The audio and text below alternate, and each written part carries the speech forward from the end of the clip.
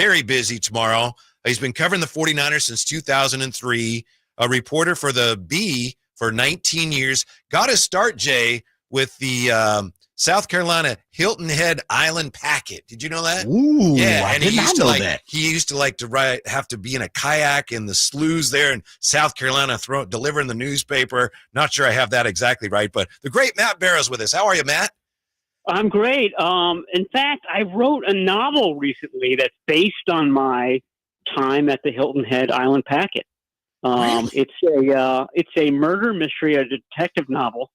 It just came out a few months ago. I think all of your listeners and you guys would enjoy it. It's a page turner. I will read that. Yeah, what's the name of it? Yeah, what is it called? It's called Muddy the Water. Uh-huh. And it's available anywhere you get books, Barnes & Noble, Amazon, all those places, Walmart, all the independent bookstores. I know that you kind of turn your nose up to the big box stores. You know me so go well. indie with your literature, so it's available there too. Thank you, Matt. Muddy the Water. Now that Water. you say that, I think I'd seen something. You'd written something about it, but I'm so focused on your football reporting. Yeah. I apologize. That kind of flew past my radar there. No, not at all. Yeah. Let me ask you about the 11 picks that the 49ers have. With 11 picks, does that perhaps afford them more of an opportunity to take chances on who they pick with that first pick, that 11th pick? Can they take, maybe more risk? Well, yeah, I think it means that they don't necessarily have to nail number 11. That's sort of the critique of this draft, is that there's not a lot of high-end talent at the top of the first round or anywhere really in the first round. There's a few, but it is a good draft as far as depth. And certainly at a few positions, defensive tackle, for example, is one of those where you probably can get a good starting caliber defensive tackle, certainly someone who's going to contribute in the third round, maybe even in the fourth round. So, I think that the 49ers strategy is probably based on that a little bit. Maybe they go with a different position at number 11. Maybe it's offensive tackle. Maybe it's defensive end. And they can pretty much be assured to get a quality player in the second or the third round. And, of course, they do have 2 third-round picks this year. Matt, would you be, I've said it all week and over the last couple of weeks, would you be surprised, shocked, and awe if the 49ers went anywhere with that first pick beside on the defensive line and or a tackle? I would be surprised. I'm not going to say shocked because it is the NFL. Trade draft picks to go up and get Trey Lance in the past, so nothing would truly shock me. But yeah, I'm with you on that, only because their off season, their free agency left some pretty gaping holes on this roster, and this is a team that wants to revamp, reset, revitalize, and I think you do that by hitting the trenches, by hitting those lines, and the defensive tackle, defensive end are both really good in this draft. I don't think offensive tackle is all that great, but there might be some guys in the second round. So yeah, my guess is that by the end of day 2, they have a defensive tackle, they have a defensive end, and they've got an offensive tackle. And I don't know what that fourth pick is, but I think that they take care of their big needs early on. Look at this. And Matt Barrows with us, author Matt Barrows. You know what his book, Muddy the Water, you know how many stars it gets here on Amazon? Should be over 5. 4.9. It should be over 5. 4.9. Katie Couric says this snappy, suspenseful thriller will keep you guessing until the final chapter and will make you wonder, can anyone be a journalist? Wow. Ooh. Peter Even King. you guys can be journalists. Yeah. Even you. Half-eaten body washes in, becomes the biggest story in the paper's history. That sounds great, Matt. I'm definitely going to check this out. You guys will like it. It's a good read. It's a quick read. It's a good.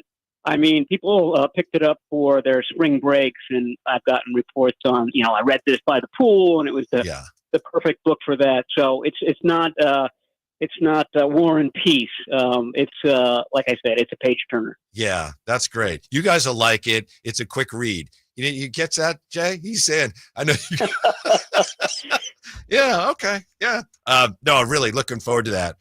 You had a very interesting piece today in The Athletic, as you typically do.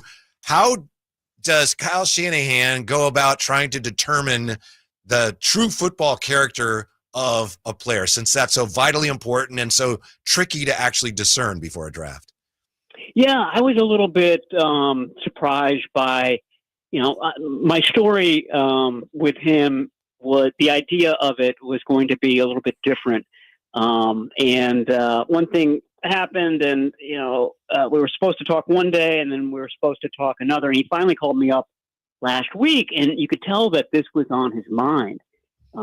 This concept of trying to get to the core of a person. He said it's the most frustrating and it's the most vital thing in the draft.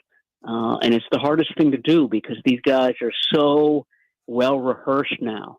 They've been instructed on what to say, what teams want to hear. They've had numerous other interviews with other teams. They're sort of on autopilot. And, Shanahan's take was that, the misses that the 49ers have had in recent years, all those guys looked great on tape. All of those guys had ability, but, the reasons why they turned into minuses, draft misses were, character related and, their love of the game, their dedication to the game, their motivation, all those things. You have to be somewhat, almost psychotic sometimes to play this sport. And that's what he's trying to find. And, you ask somebody point blank, do you love football? And they say, oh God, I love football. My life is built around football, but it only takes a few months, Shanahan said, of practice. And you realize, oh, okay, this guy's not going to work out. I mean, it's pretty clear right away in some cases. So, the point being, he finds this really pivotal and really important. And, they do all sorts of different things. I mean, Shanahan said that the best thing is to find somebody that you trust, find someone who's been in the NFL, for example, like Herm Edwards at Arizona State. He was Ricky Pearsall's coach there, and ask them. And Edwards has a good relationship with John Lynch from the Tampa Bay Buccaneers days. He's a trusted source. So that's priority one is finding somebody who knows these guys, who will give you a real honest answer. Because a lot of times the college coaches, they want to do right by the prospect, and they'll tell you whatever you want to hear. And that's what Shanahan is trying to avoid, getting told what he wants to hear and finding the right pick. Yeah, it's a great piece in The Athletic. Check it out. Joined by Matt Barrows of The Athletic, Do It All 49ers Insider. Matt, I saw you talk to John Lynch the last couple of days is while he was talking about Kyle. And two of the things that you reported on was setting the edge was something that was important for John. And then the second thing was he believes, just as you've mentioned already, this draft is super deep and you can find starters heading later in some of the middle rounds. Was there anything else that you picked up from John that you haven't reported? No, I mean, that was all in the press conference. And, these GMs are required to hold a pre-draft press conference, at a time when they don't want to talk about what their draft plans are and things like that. So they're usually not filled with a lot of hints. But I thought that the defensive end question, and I think the question was something like, obviously a defensive end has to be able to sack the quarterback, but what other criteria are important to the 49ers? And the first criterion that he mentioned was being able to set the edge. They run this wide 9 scheme. They have the defensive end out wide. He's sort of the last line of defense on the corners, and he has to be able to hold that point, and certainly can't be blocked by a tight end. I mean, I think that's job one. So, I'm reading the tea leaves here, but that seems to suggest a bigger bodied guy, like a guy, 265, longer arms, has got some power. And there's some great pass rushers in this draft. Mike Green out of Marshall, 17 sacks last year. James Pierce out of Tennessee. He reminds me a lot of D Ford. Just really quick, but both of those guys aren't huge. They don't seem like run stuffers on the edge. And so, I mean, again, this is just my take on it, but I think that those guys wouldn't be circled at number 11. If they fell to the second round, all bets are off. But at number 11, if they go D end, I see them going for a bigger bodied guy like Mikel Williams out of Georgia or Shamar Stewart out of Texas A&M. Oh, you're just saying that because that's who Mayoko has them picking in his 6.0 mock, right? You're just lifting off of Mayoko, right? I'm cheating. No, I went with the other guy. I went with Mikel Williams. So okay. All right. It's the battle of the insiders here on Matt on Thursday. versus Matt. Yes, absolutely. Yeah, I cannot lose this one. I cannot lose it. The Mattle. It's the Mattle battle. Yeah. How about the 49ers? I know it depends on who they get in the draft. How confident are they that they can replenish through this draft to the point where they're able to be legit contenders again next year? Because as we know, last season was like a half-eaten body washing up on the shore, Matt. That's a great analogy. Wow. You really paint a picture there. Yeah, I mean, that's the question. I mean, this team has drafted okay over the years. And it's sort of a weird situation where they're a team that hasn't hit on their early round picks, but they have on the later round picks. And they've got both this year. So 11 picks, I think that they're confident that they can bring in some future starters. But they need starters right away. I mean, that defensive line is really barren at this point. So they're counting on some of these guys. Certainly their first round pick. Let's say it is Matt Mayoko is Shamar Stewart. That guy better deliver, or else it's on Mayoko. He really whiffed on that one. Well said. Because of that, but I will say that we talked to Christian McCaffrey yesterday, for example. He says he's 100%. He's there for the day one of the off-season program. He's a multi-year veteran, married to a supermodel, et cetera, et cetera. He's there for the duration of this off-season. My point being is that they do have good momentum, I think. They've had a long rest. They're playing a weak schedule.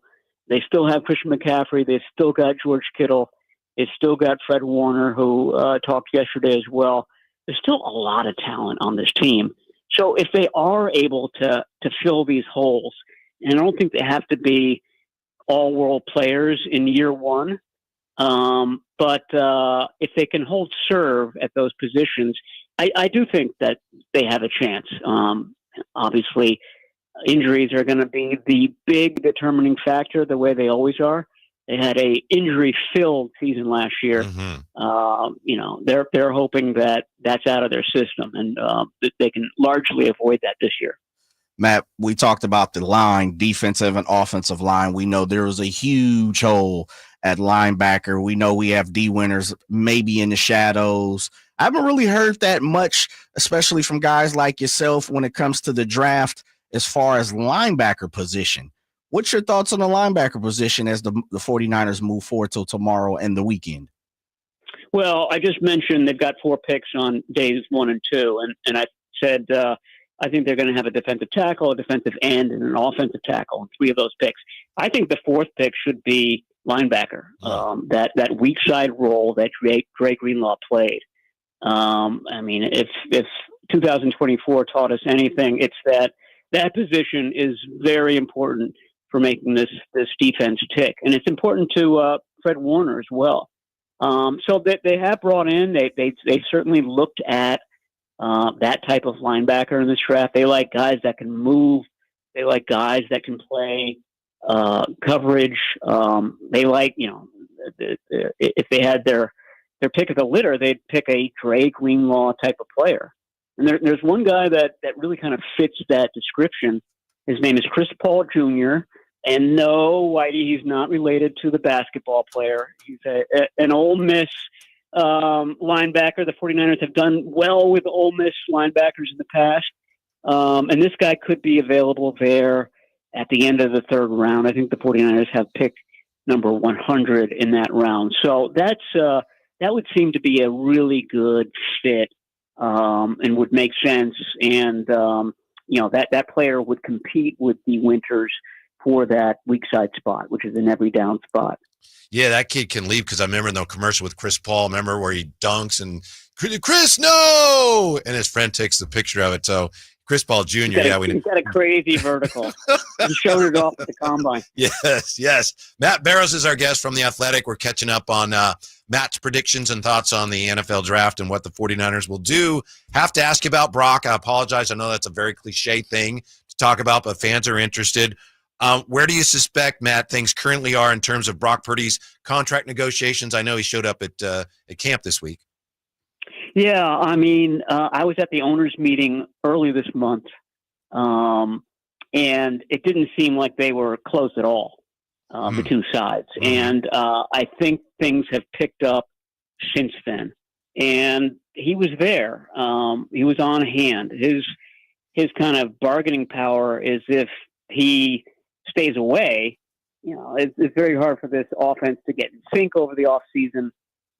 Pierce Hall didn't get a terrible number of reps with him last year. That's something that they want to fix this year. He's got leverage in this, and he didn't use it yesterday. And I think that does suggest that, I don't know if you can say that a deal is close, but I think it's heading in the right direction, at least enough so that he felt like he could come in and not make a big deal about it. So hopefully that continues throughout the off season. Basically all the 49ers business items, a George Kittle contract, a Fred Warner contract, are coming after this Purdy deal. So once the Purdy deal is done, then they can get to the rest of their business. Matt, I love to stay on the defensive side. I'm a defensive-minded guy. One of the things coming into the season is definitely the backfield. Looks like Renardo Green's going to be the starter on the opposite, of course, the all-world Deommodore Lenoir at this point. Safety, we know they've drafted, over the last few years, the young guns. It looks like Mustafa is locked and loaded.